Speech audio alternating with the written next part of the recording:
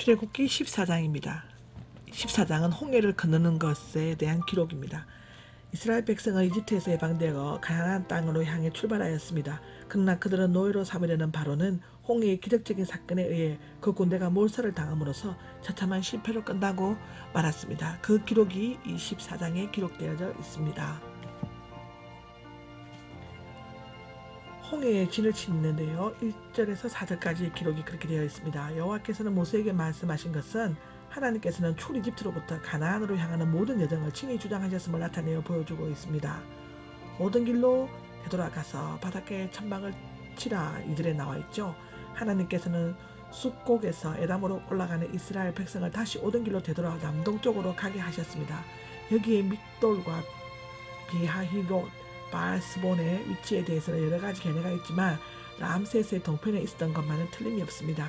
아마도 하나님께서 이렇게 하신 것은 바로의 군대로 바다로 유인하기 위함이었을 것입니다. 여기에 바다는 홍해입니다. 홍해의 위치에 대해서는 여러 가지 견해가 있지만 그 스에반만 홍해의 북쪽 지류에서 이집트와 시내 반도 사이에 있는데요. 북쪽 끝에 있었을 것입니다. 그 이유는 스에즈만에서는 갈 데가 없고 스에즈만 북쪽 끝에 비아히롯과 믹돌보다 남쪽에 있으며 또한 이스라엘 자손이 진 장소는 습지였으며 이스라엘 백성은 바다로부터 또는 동남쪽 수루 강야에 즉 에담 강야로 갔기 때문입니다. 그곳은 시내 반도 북서쪽에 있습니다.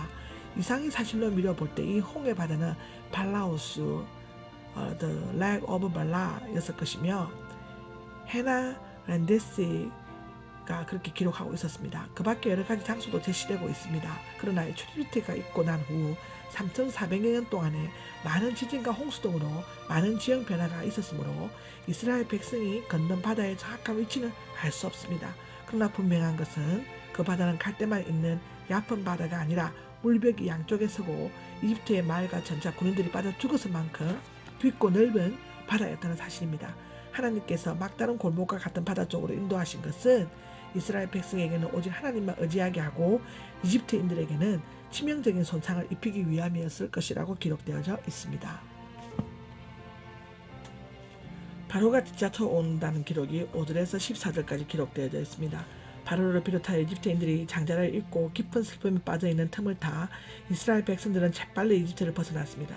장자 죽음의 재앙이 있고 난 후 바로는 급히 모세를 불러 떠나가라. 너희가 말한 대로 여호와께 예배드리라 라고 말했었죠.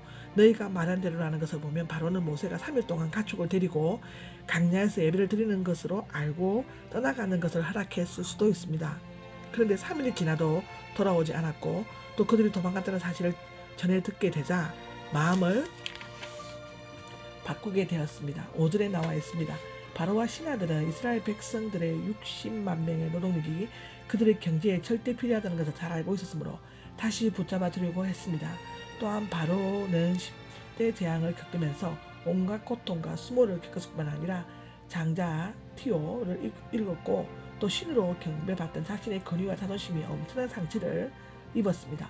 더욱이 그들은 이스라엘 백성이 광야길에서 헤매다가 오던 길로 되돌아갔다는 것과 바다가 앞에 가로막게 막다른 지역에 진을 쳤다는 것을 알고 추적하기로 결심했던 것 같습니다.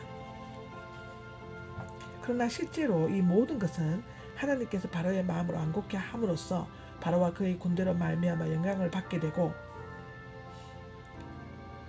이집트 사람들이 자신이 여호와인 줄 알게 하도록 하기 위함이었습니다. 악인을 벌함으로써 자신이 전능하신 역사의 주관자 만왕의 왕이심을 알게 되고 하신 것 같습니다. 여호와는 영원 자존하시고 언약을 이루시는 분인 줄을 우리는 알고 있습니다. 아멘.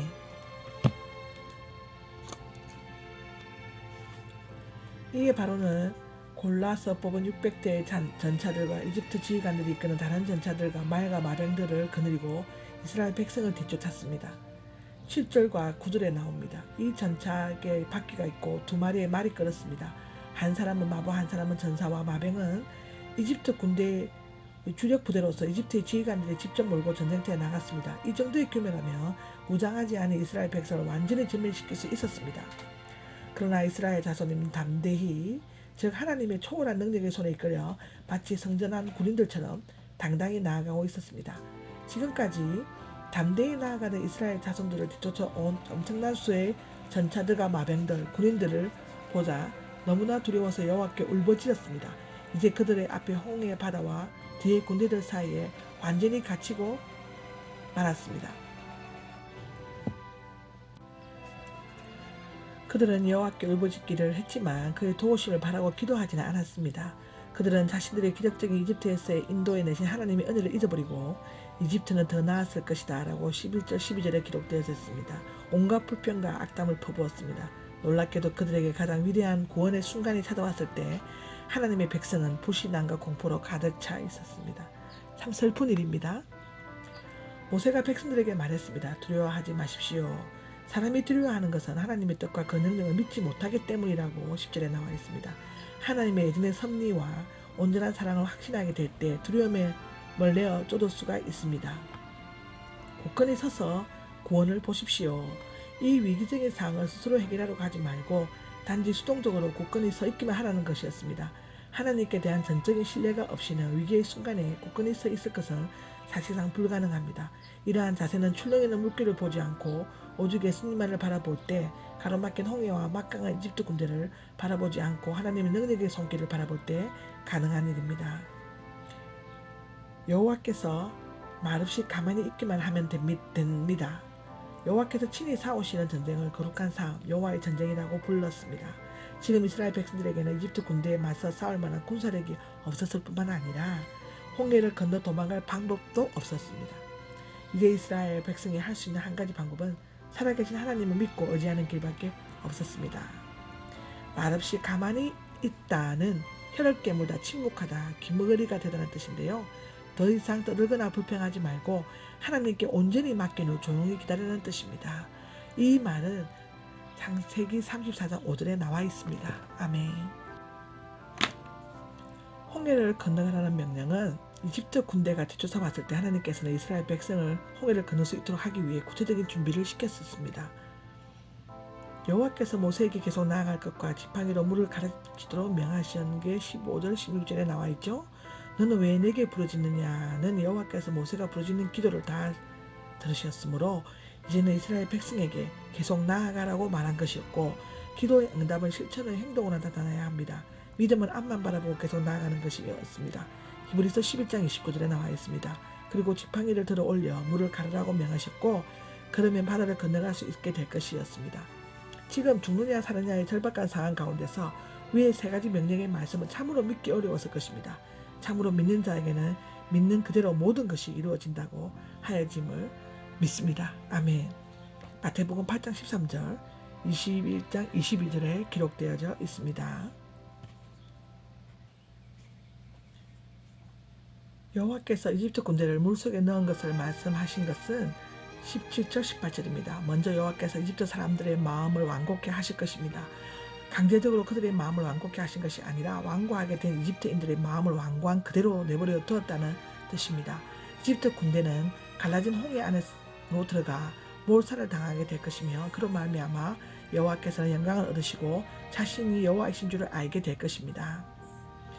구름 기둥으로 이스라엘 진과 이집트 군대 사이를 갈라놓으셨습니다.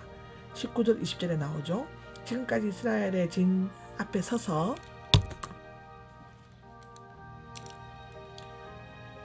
인도하던 하나님의 천사, 구약시대에 활동하던 성자 예수 그리스도를 말하는 것 같고요. 이스라엘 백성들을 이집트로 공격으로부터 보호하기 위해 진 뒤로 옮겨갔고 구름 기둥도 뒤따라 이스라엘 진 뒤로 가서 그들의 안전한 곳에 이를 때까지 뒤에서 보살펴 주려고 했습니다. 이것은 시편 78장 14절에 나와 있습니다. 그 구름은 이집트 쪽으로 어둠으로 덮이게 하고 이스라엘 쪽은 환하게 밝히면서 이집트 군대가 이스라엘 쪽으로 접근하지 못하게 했습니다.